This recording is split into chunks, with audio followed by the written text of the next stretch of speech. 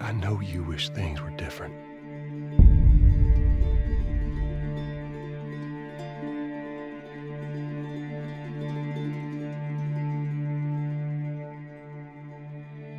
I wish things were different. Okay, I'm going to say it. I know this is going to put the cat amongst the pigeons, but I like The Last of Us Part 2 story trailer. It's dramatic, it's cinematic, and it sets up the story for the game. But there are two problems. Well, two if you discount the fact that I said I wasn't going to cover this story again. Sorry about that. The day after I put up my previous video talking about this story, Sony decided to release a trailer. So what's a YouTuber going to do? But to the real problems. The first is obvious to anybody following the story over the last couple of weeks, and it has to do with the leaks that are out there already. It wouldn't have mattered what trailer they put out. Many people have already made up their minds about the game based on the leaks and, all the stuff they've seen and all the rumours and conspiracy theories that have sprung up as a result. I actually hear that Anita Sarkeesian's going to be the lead on The Last of Us Part 3, and it's going to feature a stick figure Ellie and a quest to rid the gaming industry of evil mutant tropes. And Neil Druckmann's going to be demoted to the T-boy. Okay, look, that was a joke if you hadn't already worked that out for yourselves. But some people do get all hot under the collar at just about any hint of Anita Sarkeesian's involvement. And, frankly, for good reason. She's, in technical parlance, a nut. But here's the thing. Whatever you think you know about the game as a result of the leaks, you can't have the full picture. I said this in my previous video, but I do think it's worth repeating here. Now, does that mean that I'm saying you should ignore the leaks and go out and buy the game anyway? No, of course not. You have to make up your own mind based on what you've seen in the leaks and the various trailers that have been released over the last couple of years. But to reiterate, leaks and trailers do not a game make. It could be that the game amounts to far more than the parts we have seen. Of course, it could also mean that it amounts to far less than what we've seen, and we'll only know that once the full game comes out and people have spent some time with it. And, if you're not sure, or if you're on the fence, or even if you hate it, wait and see some of the reviews and see what people have to say. And if there's a particular reviewer out there that you like, and they say the game's crap, well, take their word for it and stay away from it. It's as simple as that, really. But, this has always been the case with games and any other form of entertainment. We don't know what a game is going to be like simply by looking at all the various parts that are out there before the game itself comes out. And I'm going to use an analogy here.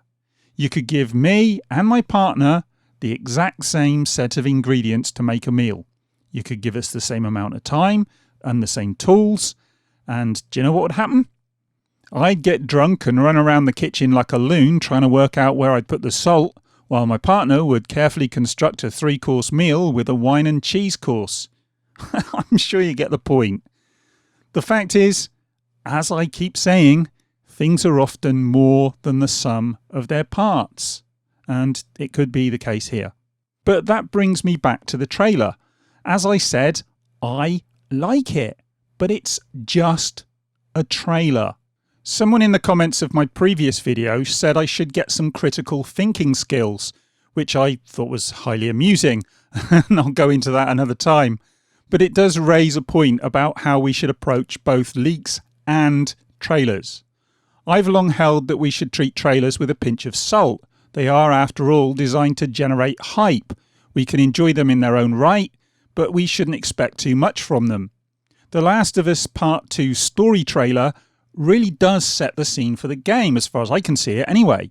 It's dark, it's gritty, and it reinforces the long-established idea that this game is going to be about hate or revenge, where the first game was about love. And yes, perhaps there was a small amount of damage control in there too. At the beginning of the trailer, Joel says, "I know you wish things were different, I wish things were different," and don't we all? Whether you wish the leaks hadn't happened or the story in the game was different from how it appears, or both. One thing's for certain, this game's release hasn't gone smoothly. And, you know, that could be down to Naughty Dog, or it could be down to the fans, the leakers. You take your pick. In a normal world, this story trailer would be generating hype, and I'd be making a different video talking about how we shouldn't get too carried away based on the contents of what is basically marketing. But it is, as I keep saying, a good trailer. The game looks stunning, the music's great, the voice acting's as good as ever. Even the basic revenge plot seems decent from what you can see in the trailer.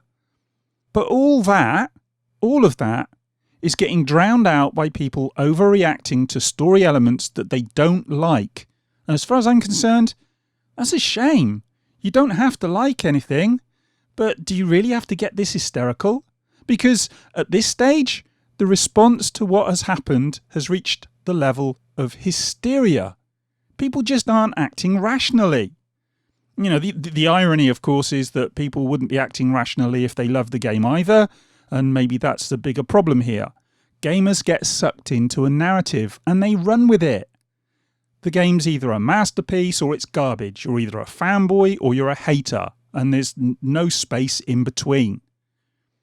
How about just either liking or disliking the plot or character development and talking about it like a rational human being, without lumping a load of conspiracy theories and nonsense into the mix? Because we don't actually know if Anita Sarkeesian had any real influence on the game. And we certainly don't know that Neil Druckmann went out of his way to piss off gamers, even though some people might suspect it. Actually, scrub that last one. Of course we know he didn't. He might be many things, but do you really think he's enough of a masochist to want to deliberately sabotage his own game? Talk about thinking rationally. Think about it for a moment. You know, he can be wrong, but do you really think he would go out of his way to ruin the game? And look, you know, maybe all this irrationality and people chunnering and losing their shit will change once the game's released and we don't have to rely on leaks or trailers to help us make up our minds. Maybe in a year or two, some of those getting upset will come to the realization that they were indeed overreacting. Maybe cooler heads will prevail and we can assess the game based on what is finally released and what we actually get to play. And, you know, the actual plot, the full thing. Because here's the thing. Critical thinking requires us to think rationally first and foremost. We have to judge things on their relative merits. So I'll say it again. This is a good trailer.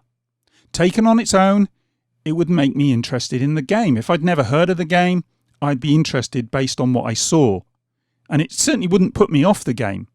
And frankly, if I'm being honest, neither will the leaks. From what I've seen and heard, this game has been brave enough to take risks with character and plot. And even if I do decide I don't like what they've done, I can't help but be impressed by the fact that they've been bold and not just put out the same old game. We've already got enough companies doing that year on year. Seriously, would you rather that Naughty Dog rested on their laurels and just made the same old game with some tasty graphics, or do you want them doing what made them famous in the first place? And look, you know, even if they take risks and they make a game you hate, surely you have to appreciate that element, that aspect of what they've done. You know, to push the boat out, to try and do something different and risky. Because the original game took risks too. And here's the thing about taking risks. Are you ready? It's risky. There's a possibility of failure. And with video games, there's also a very real chance of a backlash too. Oh dear. Who'd want to be a developer in the current climate, honestly? But anyway, look, that's me done. I'm going to finish drinking my tea because I've actually got one next to me. And I'll speak to you guys in the next one. Let me know what you think of this in the comments. You may well completely disagree with me. And if you do, that's fine. And we can talk about it. And I'm sure people will disagree with me. But let's try and keep it civil and have a proper conversation, instead of getting all hot under the collar and throwing insults left, right and centre that serve no purpose whatsoever. I can live in hope. And if you like this one, give it a thumbs up and subscribe and all the usual stuff. And I'll speak to you in the next one. Bye.